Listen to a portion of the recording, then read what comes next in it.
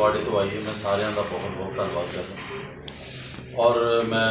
ਤੁਹਾਡੇ ਪਾਸੋਂ मुआफ़ी भी चाहता कि साडे मानयोग MLA साहब बलविंदर धारीवाल जी वो किसी कारण करके कोई परिवारिक मजबूरी करके नहीं आ सके और मैं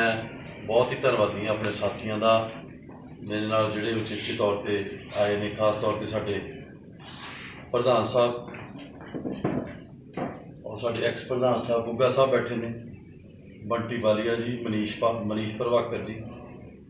नरेश भारद्वाज जी, साडे विनोद वर्मानी जी उचेचे तौर पर बठिंडे तो आए ने, गुरजीत वालिया जी और अति सत्कारयोग दर्शन प्रेस जी, रामपाल जी। तो अज मैं कांग्रेस हाईकमांड वालों जी उन्होंने मेरी ड्यूटी लगाई सी, तुसीं सारिਆਂ ने सुनिया देखा कि जो साडे देश के हालात ने, जिस तरह लोकतंत्र नूं संविधान नूं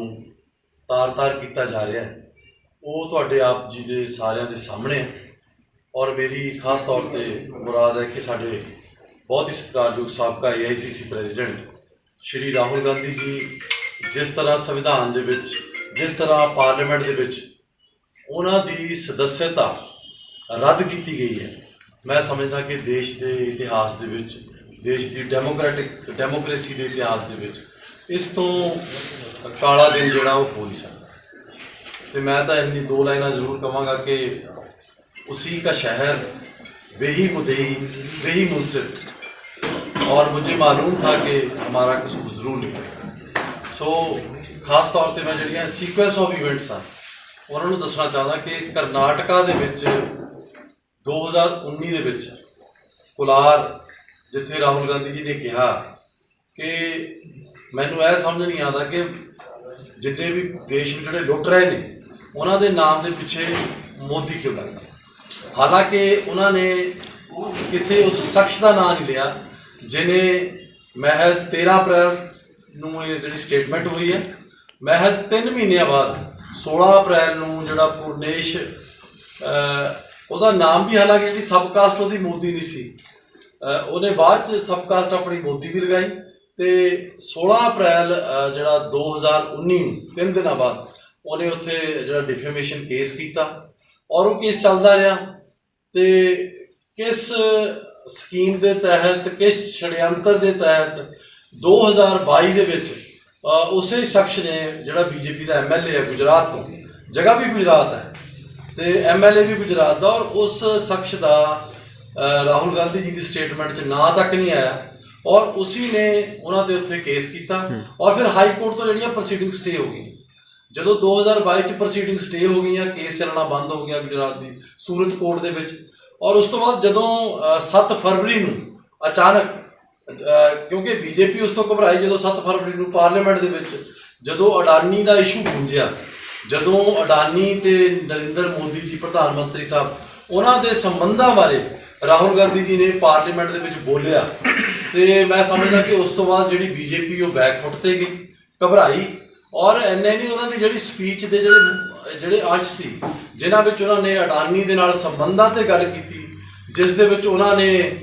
LIC के जोड़े साढ़े 18,000 करोड़ रुपए जोड़े डुबे ने उन्होंने बारे गल की, SBI के जोड़े पैसे डुबे ने उन्होंने बारे जी इन्वेस्टमेंट हुई है उस बारे गल की। हुण तो यह भी पता लगा कि जो प्रोविडेंट फंड है वो भी पैसा जो उन्होंने भी अडानी के शेयर के पैसे लगाए।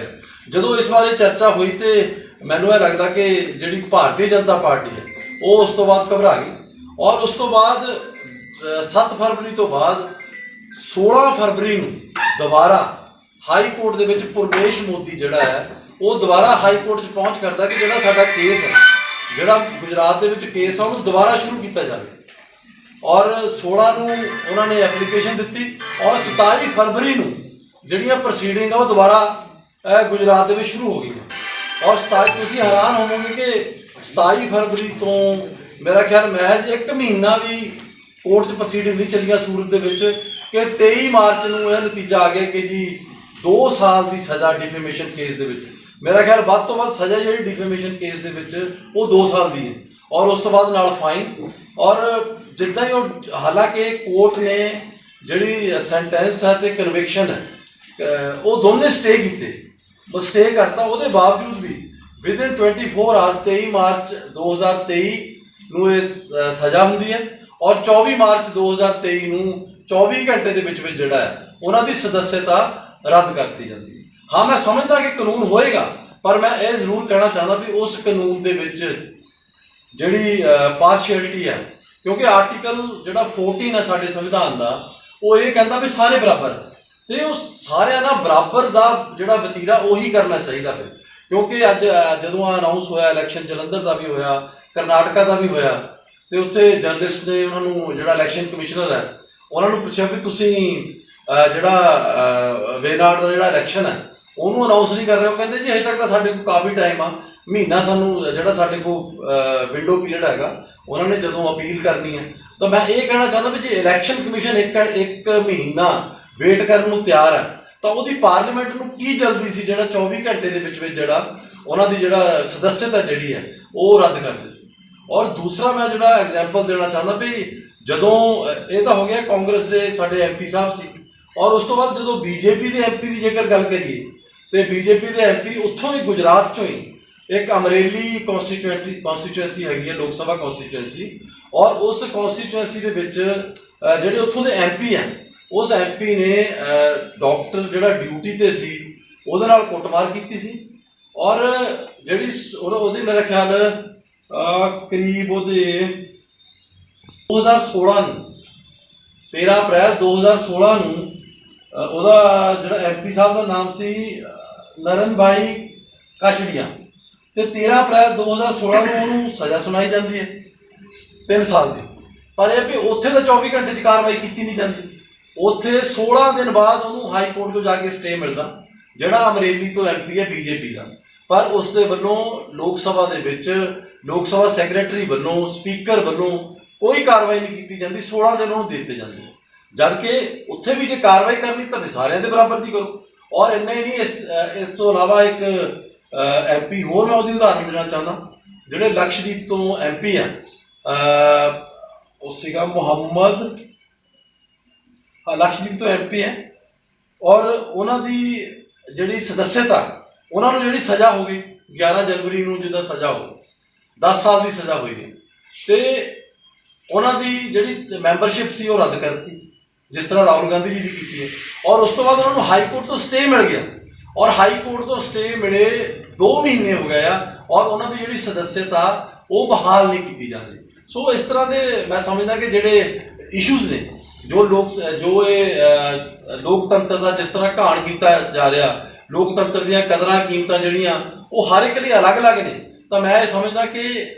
ਜਿਹੜੀ ਬੀਜੇਪੀ ਹੈ ਬੇਸਿਕਲੀ ਜਿਹੜੀ ਹੈ ਜਿਹੜਾ ਵਿਰੋਧੀ ਨੇ, ਉਹਨਾਂ ਨੂੰ ਕਮਜ਼ੋਰ ਹੀ ਨਹੀਂ ਕਰਨਾ ਚਾਹੁੰਦੀ, ਉਹਨਾਂ ਨੂੰ ਹਟਾ ਦੇਣਾ ਚਾਹੁੰਦੀ ਹੈ। ਸੋ ਸਾਡੀ ਦੇਖੋ, ਰਾਹੁਲ ਗਾਂधी ਜੀ ਨੇ ਤਾਂ ਉਚੇਚੇ ਤੌਰ ਤੇ ਇਹ ਕਿਹਾ ਵੀ मैं भारत की आवाज़ के लिए लड़ता रहूँगा और उस कीमत और उसकी हर कीमत चुकाने के लिए तैयार हूँ। सो राहुल गांधी जी की सोच है, मैं समझदा कि वो जी सोच है वो पार्टी प्रति, देश प्रति बहुत अच्छी सोच है। और जिस तरह संविधान बचाओ मार्च शुरू किया जा रहा है और देश के पूरे देश के जोड़े प्रोटेस्ट हो रहे हैं सिर्फ इस करके लोकतंत्र को बचाने के लिए। और वैसे भी ये जोड़ा इशू है ये कोई कांग्रेस पार्टी का इशू नहीं है, बेसिकली सारे विरोधियों कमज़ोर करके एक तरह उन्होंने कमज़ोर करने के नाल उन्होंने खत्म किया जा रहा है। सो मैं समझदा कि अज लोकतंत्र को बचाने की लोड़ है और इसलिए मैं आप जी के आया सी ते यही मेरा जोड़ा अज का जोड़ा एजेंडा सी कि जो पार्लीमेंट के विच होया ये बहुत ही मैं समझदा कि निंदणयोग। Thank you.